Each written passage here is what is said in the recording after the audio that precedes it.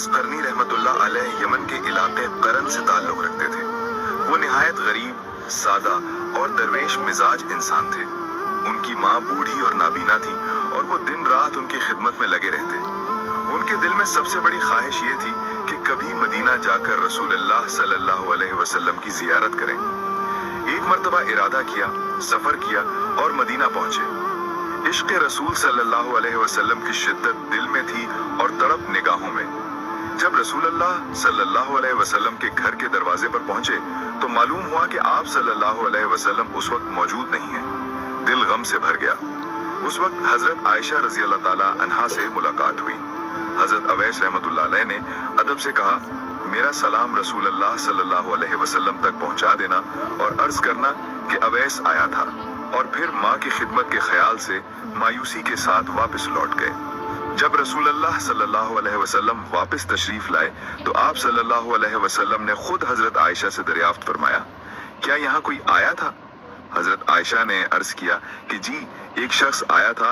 उसने कहा कि मेरा सलाम आप तक पहुंचा देना और कहना कि अवैस यमन से आया था। ये सुनकर नबी करीम सल्लल्लाहु अलैहि वसल्लम मुस्कुरा दिए और फरमाया कि वो अवैस करनी था। वो ऐसा बंदा है कि अगर अल्लाह के नाम पर कसम खा ले तो अल्लाह उसे पूरा कर देता है। वो अपनी माँ की खिदमत में लगा रहता है। मेरे बाद अगर तुम में से कोई उसे पाए तो उसे दुआ करवाए। वक्त गुजरता गया। रसूल अल्लाह सल्लल्लाहु अलैहि वसल्लम का विसाल हो गया। हज के मौके पर हजरत उमर फारूक रजी अल्लाह ताला अन्हो और हजरत अली रजी अल्लाह ताला अन्हो को रसूल अल्लाह सल्लल्लाहु अलैहि वसल्लम की ये वसीयत याद रही। वो यमन के काफिलों में हजरत अवैस करनी रहमतुल्लाह अलैह को तलाश करते रहे। बिलाखिर एक दिन पहचान गए।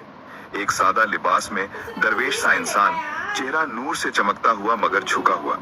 हजरत उमर ने पूछा, क्या तुम अवैस हो? उन्होंने कहा कि जी, मैं अवैस हूँ। हजरत उमर ने फरमाया, हमारे लिए दुआ करो, क्योंकि रसूलुल्लाह सल्लल्लाहु अलैहि वसल्लम ने हमें वसीयत की थी कि तुम्हारी दुआ कबूल होती है। ये सुनते ही हजरत अवैस करनी रहमतुल्लाह अलैह ने आजिज़ी से हाथ उठाए और अल्लाह के हुजूर दुआ की। इस लम्हे का रूहानी नूर फिजा में फैल गया। सहाबा को यकीन हो गया कि ये वही मुकर्रब बंदा है जिसका जिक्र रसूलुल्लाह सल्लल्लाहु अलैहि वसल्लम ने फरमाया था।